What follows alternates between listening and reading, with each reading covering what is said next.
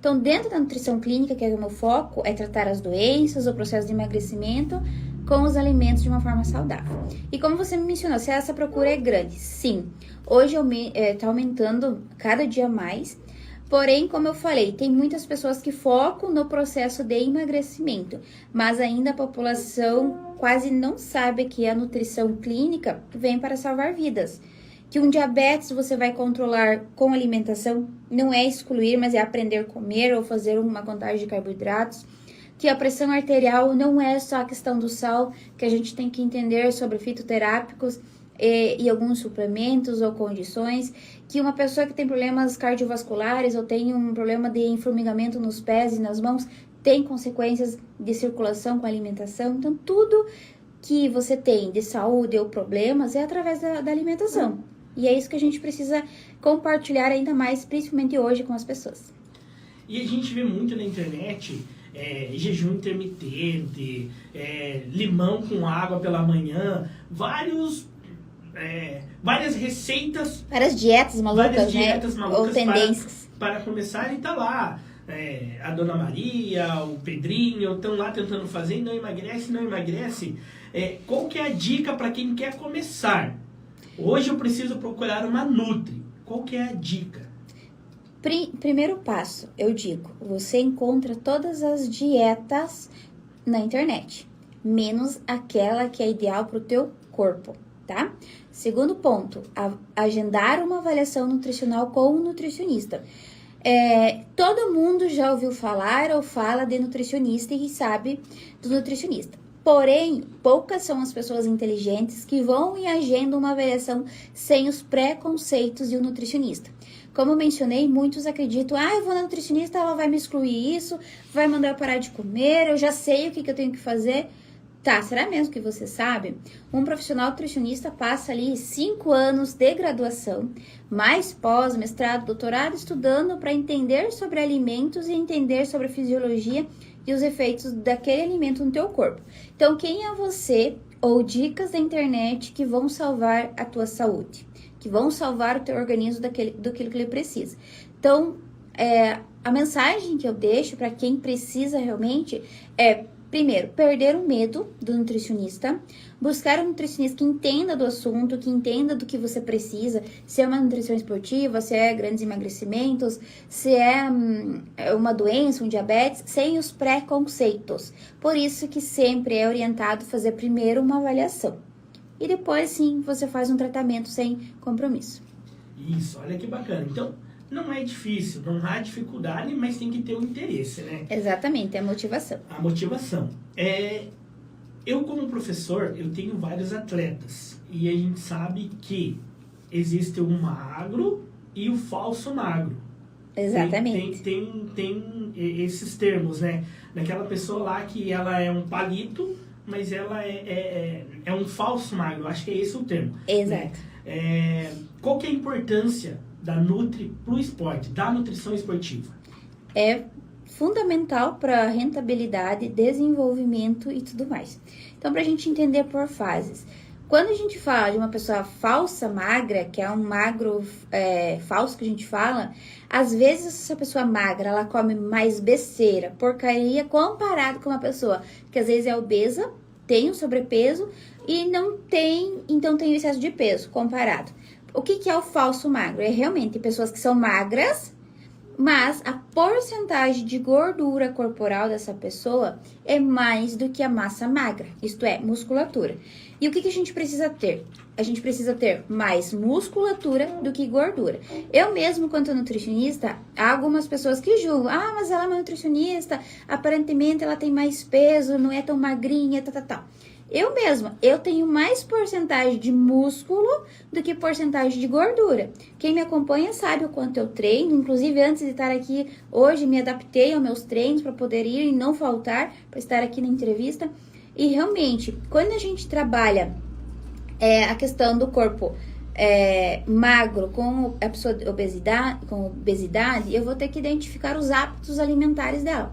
Eu atendo, às vezes, muitas pessoas que são com excesso de peso, obesidade, que têm uma alimentação melhor, funcional comparado com uma pessoa magra. Só que ali entra a questão da estratégia nutricional para a gente ajustar e ver como que a gente vai fazer o processo de emagrecimento. Agora, respondendo a outra pergunta ali da questão da nutrição esportiva. A nutrição esportiva não é só para atletas. Eu sei que tem pessoas aqui nos acompanhando achando que a nutrição esportiva é para aquela pessoa que quer fazer fisiculturismo ou é um atleta de nome, de alta performance. Não. Para você que está começando a fazer caminhadas, que agora no início do ano decidiu, eu vou começar a fazer atividade física. Então, para você que já está começando ou praticando ou está no nível avançado, a nutrição vai fazer efeitos.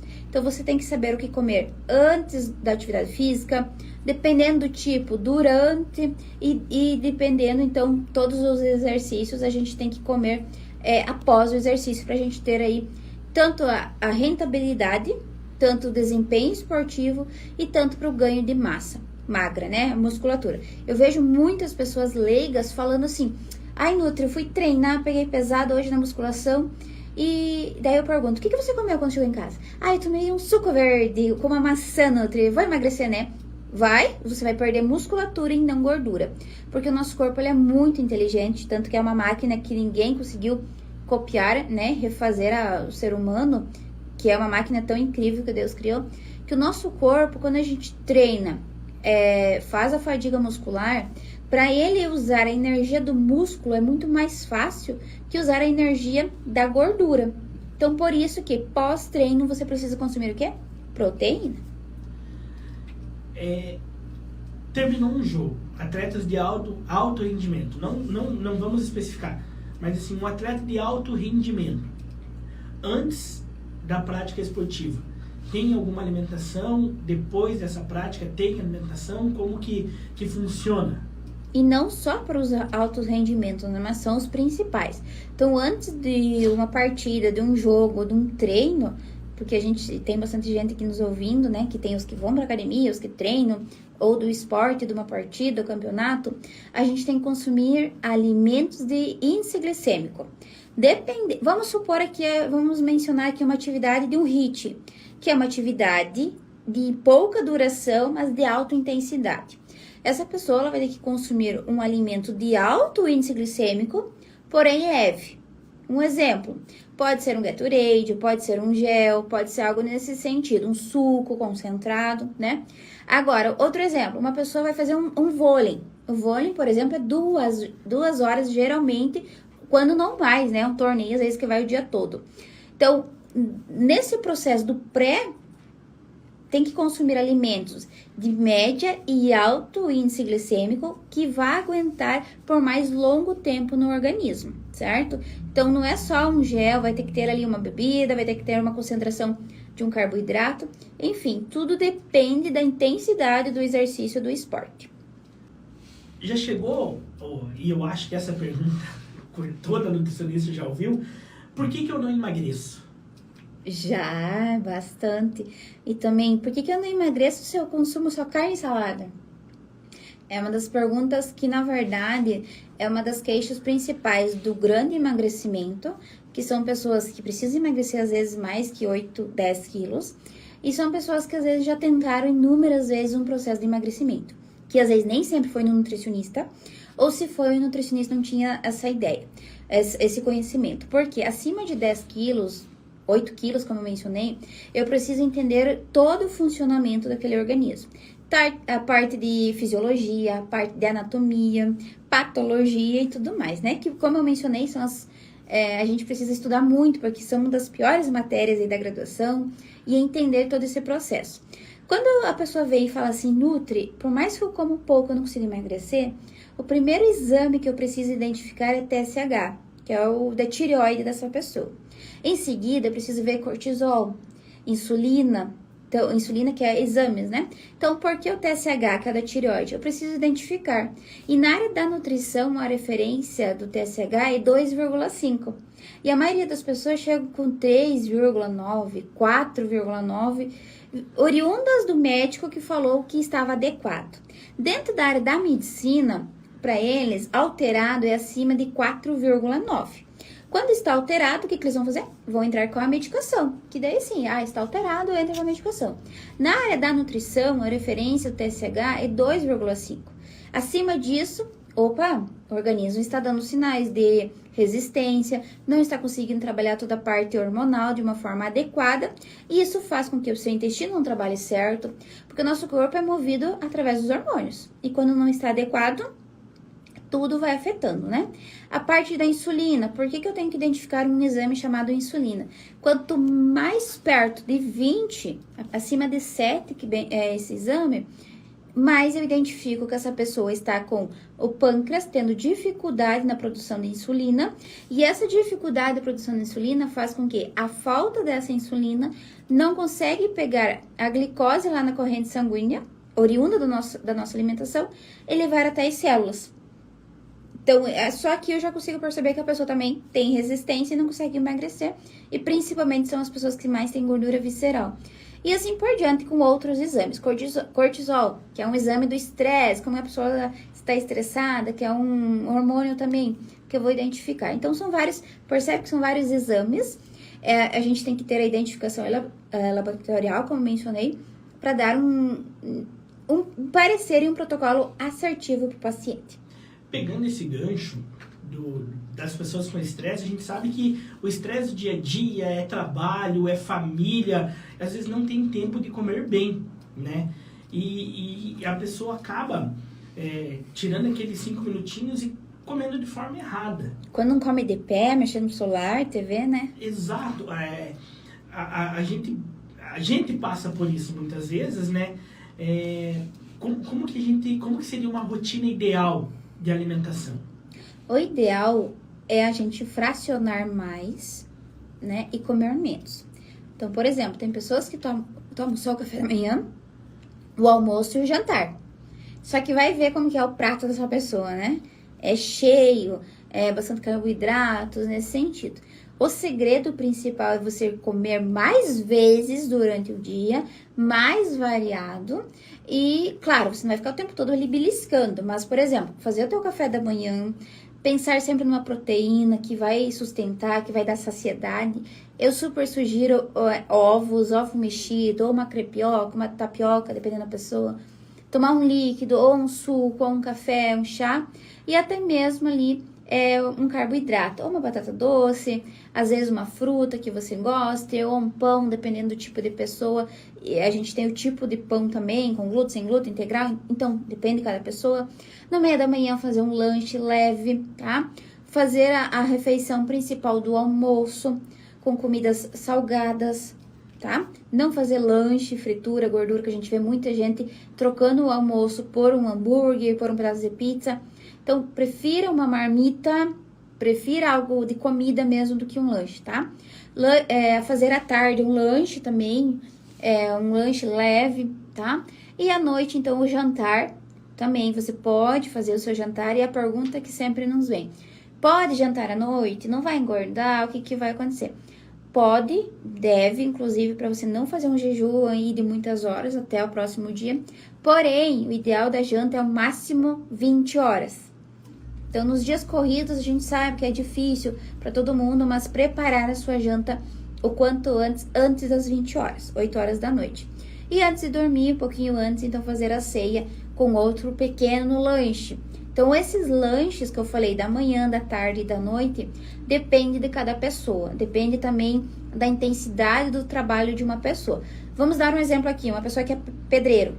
Eu não vou colocar só uma maçã de manhã, uma maçã à tarde e uma maçã à noite, por exemplo. Essa pessoa ela tem um gasto calórico muito grande para o trabalho. Então, eu vou colocar referências de lanches com mais alto índice glicêmico, né? Agora, é diferente de uma pessoa que fica o dia todo sentado, trabalhando no escritório. Às vezes, a gente coloca mais frutas nesse sentido. Então, tudo depende.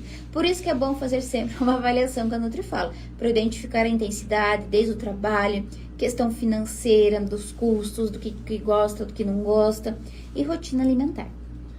Olha, a Dona Maria tá aqui, ela pergunta assim: é mito ou é verdade que enquanto você come e toma água, toma algum líquido, é mais fácil você engordar? É mais fácil? Falei na lata já a resposta, né? Por quê? O que que acontece? Quando você está comendo, o teu estômago é um balão gástrico, que a gente fala em termos técnicos. Quando a gente enche um balão de festa, um balão de plástico, a gente enche ali e assopra. Ao esvaziar, ele volta ao tamanho normal ou não? Ele não volta para um tamanho normal. Trazendo como exemplo um balão de festa que você vai encher. O nosso estômago, ele é igual a um balão de balão de plástico. Então, quando a gente enche com alimento e que a gente mistura a água ali, ou líquido, suco, ele vai laceando, como falam em termos populares. E quando vai esvaziando, ele vai sempre esvaziando, mas ficando um pouquinho maior do que estava algum tempo atrás. Então, com o passar do tempo, essa pessoa vai ter que o quê? Comer cada vez mais para se sentir cheio. Então, por isso que não é orientado a tomar líquidos junto com as refeições, tá? Meia hora antes ou meia hora depois. Outra pergunta interessante é a fome emocional. Existe mesmo ou não, ou é mito também? A fome emocional, ela vem de encontro, contrapartida com a fome física. O que é a fome emocional? É nada mais que você comer por emoções. Por exemplo, estou hoje ansioso. Fica uma pessoa lá beliscando. A gente tem as duas situações. Tem o emocional das pessoas que não comem, que ficam às vezes o dia todo, 2 dias sem comer. E que temos as pessoas que comem, que é o principal dos casos, né? Essas pessoas, então, quando elas têm qualquer coisa, ou tá triste, vai e come. Está ansiosa, vai e come. Está aflito? Vai e come. E quando come, não é assim uma fruta, é muito difícil essa pessoa ter autocontrole. Ela tem que saber se controlar, né? Mas é principalmente, eles vão ao encontro de bebidas, refrigerantes, bebidas açucaradas, carboidratos, como os lanches, então um pastel, empanado, nesse sentido. Às vezes até um macarrão, eu sei de pessoas que fazem fora de hora, um macarrão, por exemplo, para comer por causa dessa ansiedade. Então, o que é a fome emocional? É quando você come, desconta a sua emoção no alimento. Você não está com fome física. O que é a fome física? É realmente quando o teu corpo precisa de alimento, que você está com fadiga já, está com canseira, já sente ali os movimentos peristálticos, isto é, o teu estômago roncando ali de fome. Isso sim é fome física. Uma didática que eu gosto de deixar é, quando você está com dúvida se está com fome física ou fome emocional, se pergunte, nesse momento eu comeria algo que eu não gosto? Por quê? Quando você está realmente com fome, você come o que vier, né? Então, realmente, você pensar assim, nesse momento eu comeria até algo que eu não gosto, é realmente que você está com fome, tá? Então, tem essa didática que a gente pode aplicar. Ah, que bacana. Então, essa é a diferença, né? Da fome emocional e da fome física. Isso, é bem bacana pra gente entender, porque realmente, né? O dia a dia do ser humano é estressante, a gente tá ali o tempo todo e a gente encontra, às vezes, na comida uma válvula, né? Uma fuga, né? Ali pra... E a gente está tão automático, às vezes, que nós que somos da saúde, às vezes passa despercebido algum sinal e sintoma. Imagina quem não é da saúde, que não tem esse conhecimento. O teu corpo vai passando dia a dia, dando sinais. O nosso corpo dá muitos sinais. Até a coceirinha na ponta do nariz, eu falo que é um sinal. A coceira na pele, enfim, nosso cabelo, nossa unha. Não é por acaso que a gente faz tanta avaliação na anamnese para identificar os sinais e sintomas que o teu corpo traz.